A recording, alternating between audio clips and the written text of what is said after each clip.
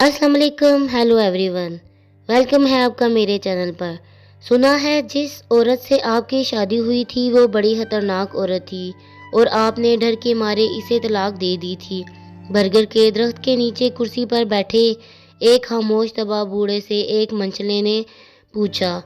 साथ ही करीब बैठे हुए नौजवानों की टोली ने आंखों ही आंखों में एक दूसरे को देखकर हंसकर कहा, अल्लाह बख्शे, इसे बहुत अच्छी औरत थी। बिना नाराज हुए, बगैर गुस्सा किए बाबा जी की तरफ से मुतमईन जवाब आया। मुस्कुराहटे समेटे एक नौजवान ने जरा ऊंची आवाज में कहा, लेकिन बाबा जी, लोग तो कहते हैं वो बड़ी खतरनाक औरत थी, क्या नहीं? बाबा जी कुछ देर खामोश रहे, फिर कहने लगे, कहते तो ठीक ही हैं, वो औरत वाकई बहुत खतरनाक थी। वो हकीकतन मैंने डर के मारे इसे तलाक दे दी थी। ये बात तो मर्दानगी के खिलाफ है। औरत से डरना कहाँ की बहादुरी है? नौजवान जोशीले अंदाज में बोला, मैं औरत से नहीं डरता, मैं तो इससे डरता हूँ जहाँ तक इसकी रसाई थी। पुरसुकून जवाब। नौजवानों ने हैरत से एक दूसरे को देखा। ऐसी औरतों को तो जहन्नम में होना चाहिए। ला हौला वला कुव्वत। कहाँ आप जैसा शरीफुल नफ्स आदमी और कहाँ वो औरत। अच्छा किया छोड़ दिया। नौजवान ने लहजे में थोड़ा सा गुस्सा था।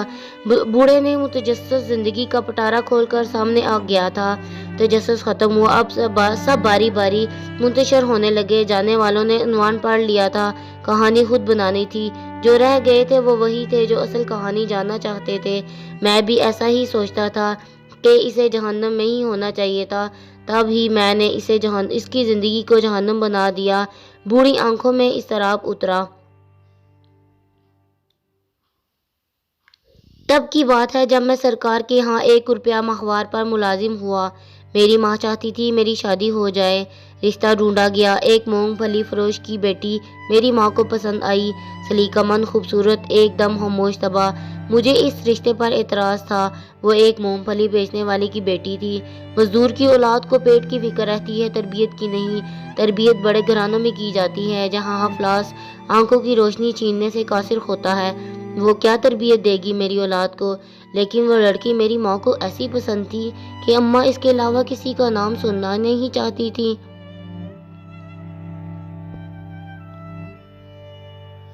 फिर वो ब्याह कर मेरे घर आ गई। रुखसती के वक्त इसके बाप ने मुझे कहा, मेरी बेटी सीधी सादी है, इसे दुनियादारी का कोई हास पता नहीं।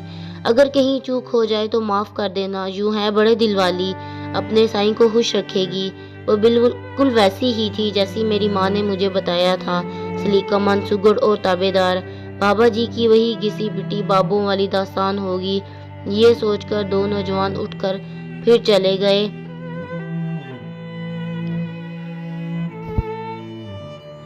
मेरी बाहर दोस्तों के साथ सोहबत कोई अच्छी नहीं थी। मुलाजमत के औकात में घर से बाहर खाता, दोस्तों में बैठता, रात गए तक महफिल चलती फिरती, घर आ जाता। फिर वो क्या खाती थी, क्या पीती थी, किस हाल में रहती थी, मुझे कोई परवाह नहीं थी।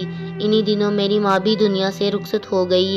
एक रोज जो मैं जुए में भारी रकम हार कर थका हारा घर आया तो कहने लगी, आप तो खाना बाहर ही खा लेते हैं, मुझे भूख लगती है, हो सके तो एक ही बार महीने का राशन डलवा दिया कीजिए।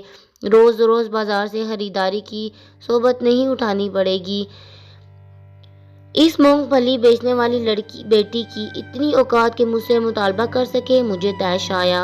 हो ना हो तुम किसी बड़े बाप की बेटी के, तुम्हें पूरे महीने का राशन खर्च चाहिए, अपनी औकात देखी है क्या? गुस्से में आकर इस पर हाथ उठाया और मैं ये नहीं सोच सका कि आखिर इसे जिंदा रहने के लिए रोटी तो हर हाल में चाहिए थी। वो जिस्मानी एतबार से काफ़ी कमज़ोर थी, मार बर्दाश्त नहीं कर सकती थी। पशेमानी थी ये क्या, वो 2 दिन तक यूं ही पड़ी रही, मुझे इसकी भी कोई परवाह नहीं थी। फिर इसने घर में सीना परोना शुरू कर दिया। हाथ का हुनर इसके काम आया, यूं इसकी रोटी का इंतज़ाम हो गया। मैंने ये सोच कर उससे बेपरवाह हो गया था। एक रोज़ एक हमसाये ने मुझे रोककर कहा, दिन में जब आप घर नहीं होते तो आपके घर से बातों की आवाज़ें आती हैं। मेरे सिवा मेरी गैर मौजूदगी में कौन आता है जिससे वो इतनी आवाज़ में बातें करती है? गुस्सा हद से सवा था। बस न चलता था कि इसे जान से मार दूं, लेकिन मैं एक मौके की ताक में था। एक रात पिछले पहर किसी के बोलने की आवाज़ पर मेरी आंख खुली।